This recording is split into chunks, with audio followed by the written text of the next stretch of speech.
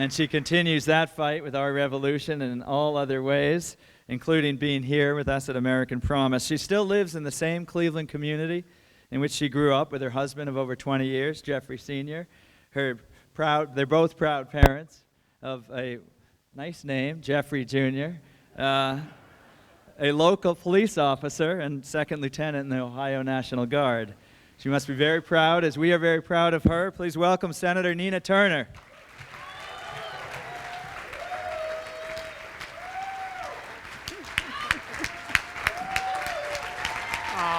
Thank you. Oh, my God. Thank you. Thank you, American Promise. It's such a pleasure to be here tonight, and I got a chance I sat in on a few of the workshops. I wanted to go and peek in and see what the millennials were up to. So I sat in on that. I gotta, in order for me to keep my cool points, I gotta know what the millennials are up to. And I don't know if Brian is here, but I met a young man named Brian. Are you here, Brian? And where's Brian? Hey, Brian, in the hallway, and he came back to say hello, and I asked him what workshop he was going to, and he said, I'm going to the millennials. And so I sat in just a little bit to hear what the millennials had to say about things in this country. And the millennials don't get a lot of credit as of late, but they are a tremendous generation. They are the largest generation right now, outpacing both the Generation X and also the baby boom generation. And what I do know about the millennials, at least what I saw particularly in this election cycle, is that they know what type of future they want to inherit. And I believe that is why they supported Senator Bernie Sanders overwhelmingly. I am so proud of the millennials. So, totally off my notes already, so let me go back to my script. That was not planned. But, so I do want to thank the president. I want to thank Ben and the rest of the American Promise team for inviting me here. It's such a pleasure. And Nancy forced me to paint on the world, even though I have no artistic ability at all. She was so charming about it and got me to do it. So you will see my little mark out there on the world, on the United States of America. But I do want to thank American Promise for your commitment and all that you do to push this most important issue of ensuring that everyday people regain power in our representative democracy. And none of us can do this fight alone. I was so glad that the president gave a shout out to Our Revolution. We have Erica and Kyle here holding it down for us in Our Revolution. This is our revolution today and tomorrow.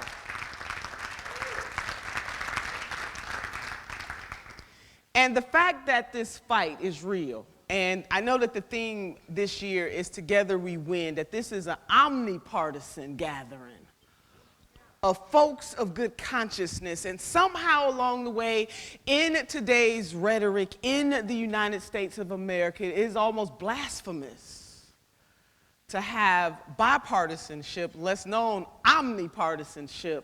So I applaud American Promise for bringing together people from all political spectrums to stand up together to say that what we care for as a people is in peril if we don't get money, concentrated greed and wealth out of politics. Down with Citizens United and up with the 28th Amendment. So our power is through the Constitution. And this is going to be a long battle, but I firmly believe that we can do it, that we can restore the voice of the people and prevent our nation from eroding and catapulting backwards. And the reason why I say backwards is a lot of times folks have revisionist history about the United States of America. My country, 'tis of thee, sweet land of liberty, of thee I sing. But not everybody in this country could sing those words, and we understand the history of this country that at one time only white male land-owning folks could vote and hold office and control destinies and policies. And then we got universal suffrage for all white men. And then black men were given the right to vote. And then the 19th Amendment to the Constitution gave women the right to vote. I give those examples because we are a nation of progress. And we cannot allow ourselves to go backwards, and that is what Citizens United is doing to our country. It is taking us backwards in one of the most obstructive and dangerous ways possible. That money controls everything. That with money and influence and power, you have more access than Mrs. Jones down the street or Mrs. Johnson up the street. That it is eroding the very ideals and dreams of what America has grown to be and what we have yet to accomplish. And that is why together we will win, we must push for the 28th Amendment to the Constitution.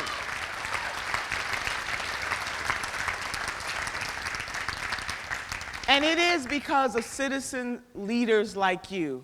And Mr. President, I was so glad that you called folks citizen leaders, because that's a beautiful thing.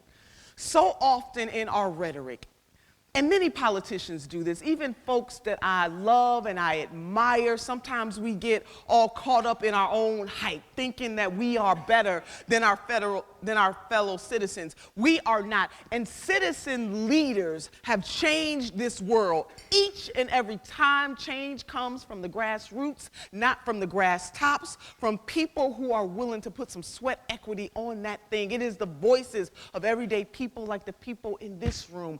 When I think about one of my favorite sheroes, and I have many sheroes and heroes, but I want to talk about Mother Jones because she's one of my favorites.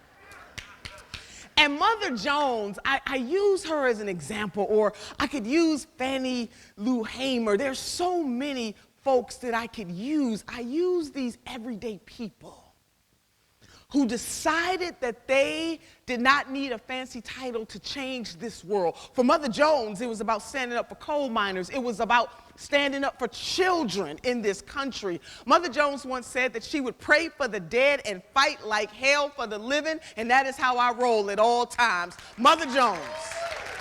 That is it. That is it. That is what we are doing. Or Fannie Lou Hamer, who upset the entire Democratic establishment. A sharecropper from Mississippi who just believed that it was her right to vote, who did believe that access to the ballot box was one of the greatest equalizers, and she did not let her conditions of that time stop her from asserting her authority, her everyday person authority. And she didn't wait to get permission to do it. And she galvanized not only Mississippi, she galvanized a nation. And so here we are in the footsteps of everyday leaders like Mother Jones, everyday leaders like Fannie Lou Hamer, everyday leaders. I often say that when folks put a little extra on their ordinary, extraordinary things do happen.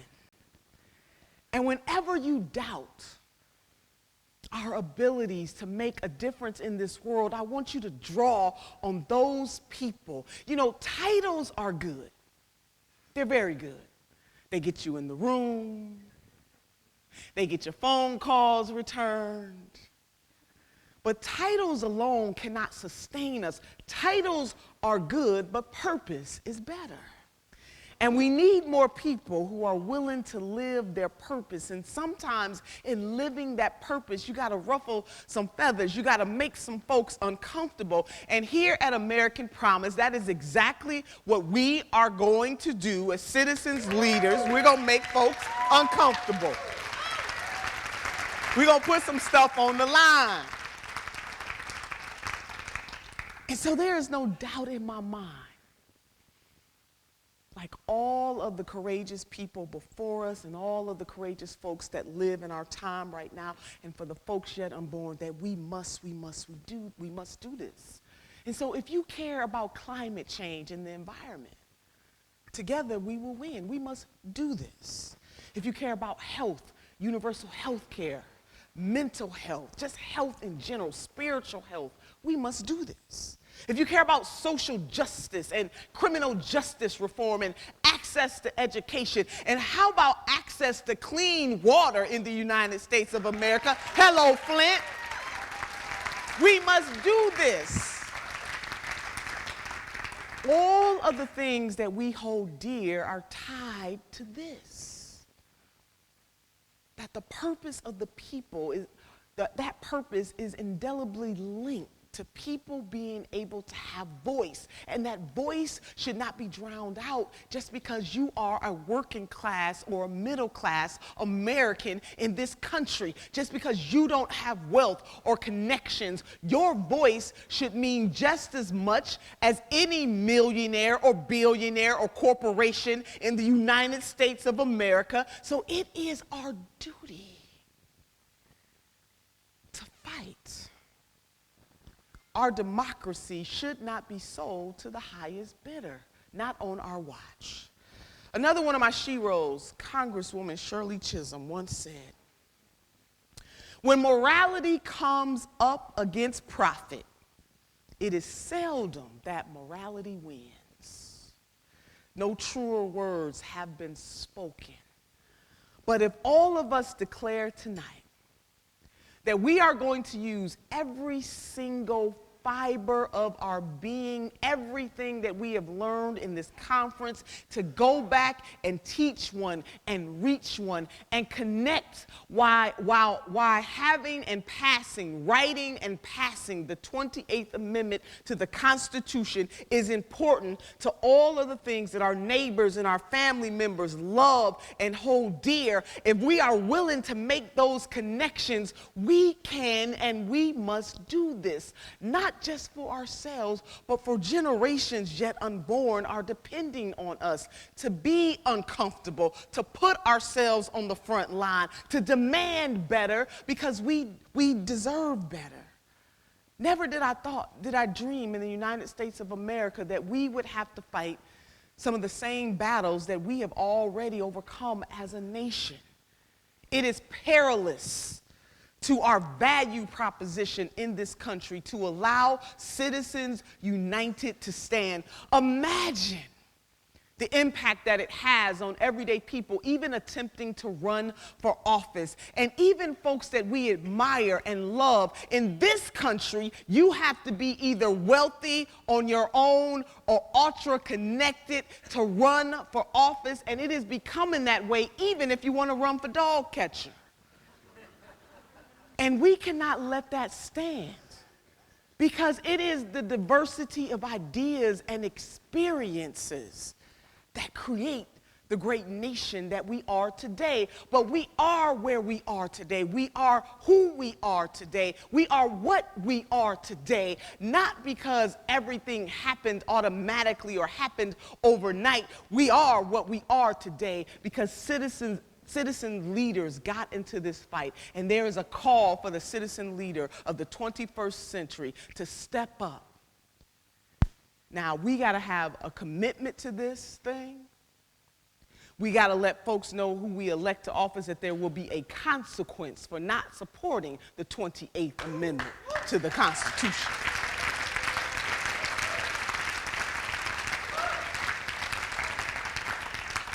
And I know along the way, sometimes it is easy to get discouraged, but I want you to be very encouraged as I close this thing out, because I don't want to stand between us and ice cream. But I don't know about you, but this election season just has me so heavy. I'm mentally heavy. I'm just heavy.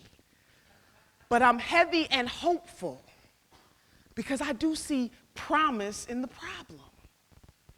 The promise in this problem is that it has brought countless people together from all walks of life, moving in a singular direction to try to bring about a change in this country that will yield results greater than we ever imagined. There is promise in this problem, and together we will win. So 3 things I want you to remember, if you don't remember anything else I've had to say here today other than together we will win,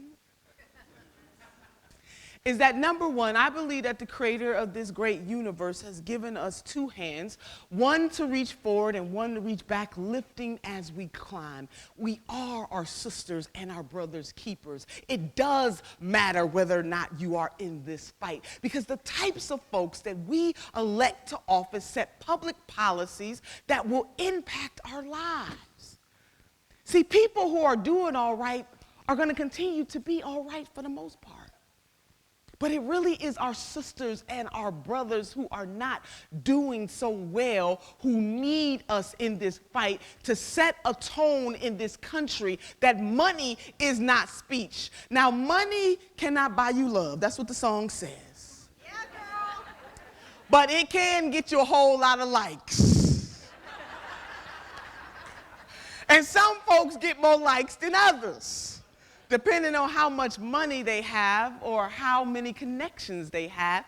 And this is not what a representative democracy is supposed to be about. So I want us to use our 2 hands, one to reach forward and one to reach back, lifting as we climb. Number 2, and most importantly, now, sisters and brothers, we can't ask other folks to do more for us than we are willing to do for ourselves. And that is what this gathering is about, that we're not going to wait for people with fancy titles. Now, it's good as if we get some sisters and brothers with some titles on our side.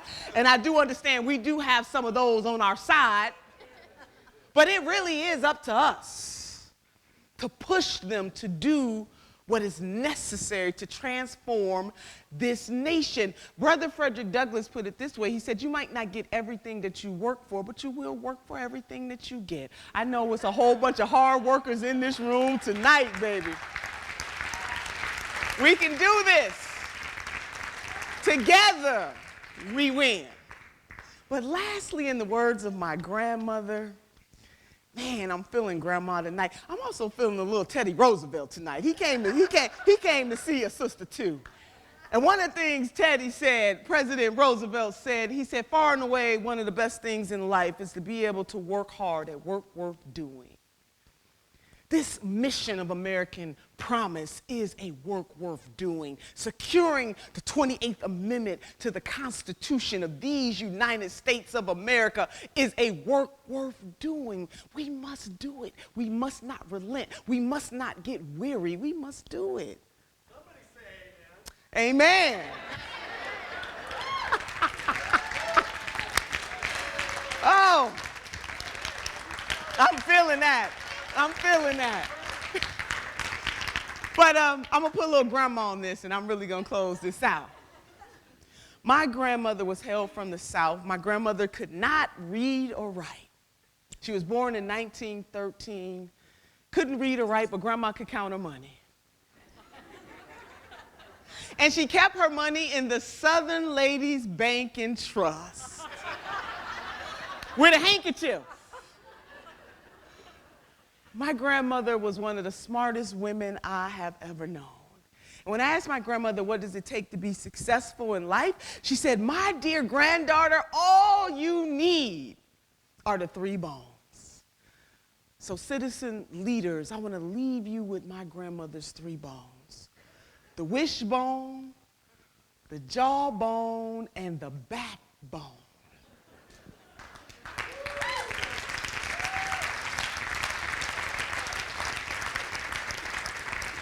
She said, the wishbone will keep you hoping and praying, because hope is the motivator, but the dream is the driver. The reason why we do what we do each and every day is because we hope and believe that tomorrow will be better than today. She said the jawbone will give you courage to speak truth, to power, to lift your voice. But the most important bone of them all, the supercalifragilistic expialidocious bone, is the backbone. Because the backbone will keep you standing through your trials and your tribulations. And in this life, we're going to go through some stuff, but we can't have a testimony, citizen leaders, without a test. And we are being tested. In the 21st century, in these United States of America, about whether or not we have determination enough, hope enough, consciousness enough, commitment enough, courage enough to stand up to people and places, stand up to people in places in the halls of power to reclaim our democracy for every single citizen, be they great or small. Be they black or white, or Native American, or Latino, or Asian American. Be they rich or poor, disabled. Be they bisexual or transgendered. Be they gay or straight. In the United States of America, there should never, ever be moments when people, regardless of where they come from or who they are, feel as though they cannot and do not have voice. The 28th Amendment to the Constitution is a mission that is so high we can't get over it. It is a mission that is so low we can't get under it. And it is a mission that is so wide, we cannot get around it. We must, and we will push through the 28th Amendment to the Constitution. We will. We will. We will. Together, we win. We will. Together we win. We will. Republican, Democrat, Green Party, Libertarian, no party, half have a party, we will push through the 28th Amendment to the Constitution. God bless you, American Promise, and let's do this.